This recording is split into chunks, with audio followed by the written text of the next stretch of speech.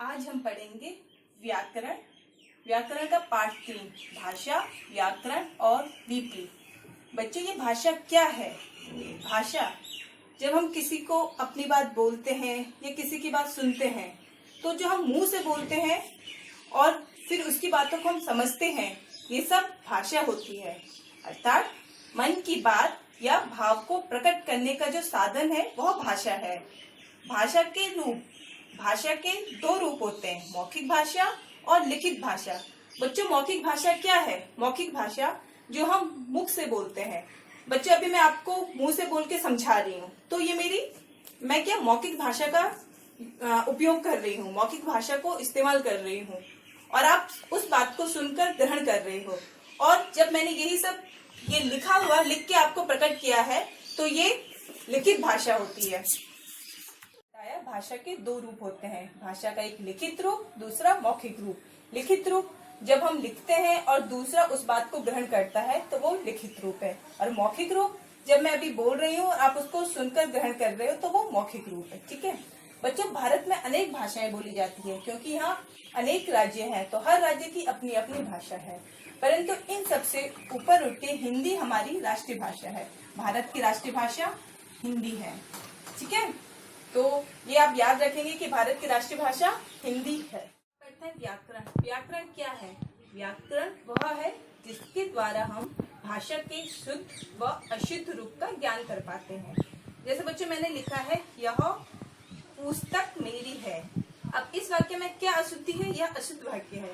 इसमें ये शब्द पुस्तक, क्योंकि यहाँ पे पुस्तक है, तो ये अशुद्ध वाक्य है। अगर हमें व्याकरण का ज्ञान होगा कि यहाँ पे बड़े ऊ की जगह छोटे ऊ की मात्रा आए तो वो वाक्य शुद्ध होगा। तो यही जो व्याकरण है हमें भाषा के शुद्ध व अशुद्ध रूप का ज्ञान कराता है। जैसे यह पुस्तक मेरी है, यह शुद्ध वाक्य है।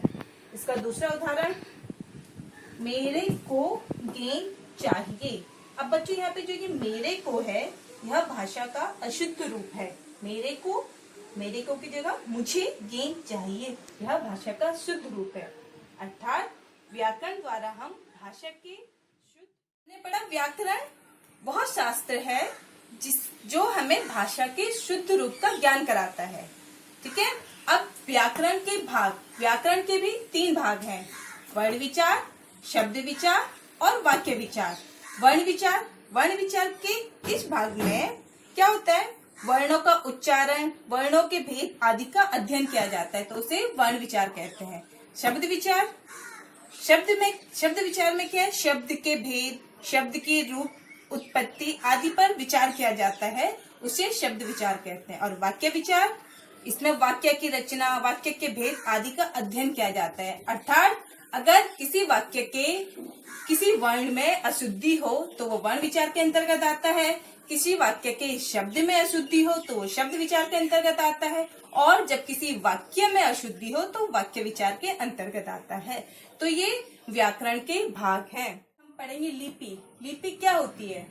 लिपि जो मौखिक भाषा है, जो हम मुख से बोलते हैं, जब हम उसको लिखित रूप में लिखते हैं तो उसका जो ढंग होता है वो लिपि कहलाता है। मौखिक भाषा के लिखने का ढंग लिपि कहलाता है। अब हमारी भाषा क्या है? हिंदी।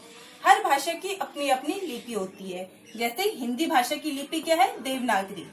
हमारी भाषा हिंदी है तो हमारी लिपि हिंदी भाषा की क्या हो गई? देवनागरी। ऐसे ही अंग्रेजी की लिपि रोमन, संस्कृत की लिपि भी देवनागरी है। ठीक है, तो बच्चों इसके साथ ये पाठ आपका समाप्त हुआ, और आप इसे आपके पुस्तक के पृष्ठ नंबर 9 में राज्य और भाषा की एक तालिका बनी हुई है, आप इसे अपनी कॉपी में करिए। सुंदर लेख में आप अपना कार्य करिए, और कार्य करने से पहले डेट व पाठ का नाम जरूर लिखिए।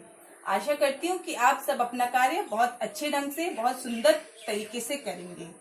धन्यवाद।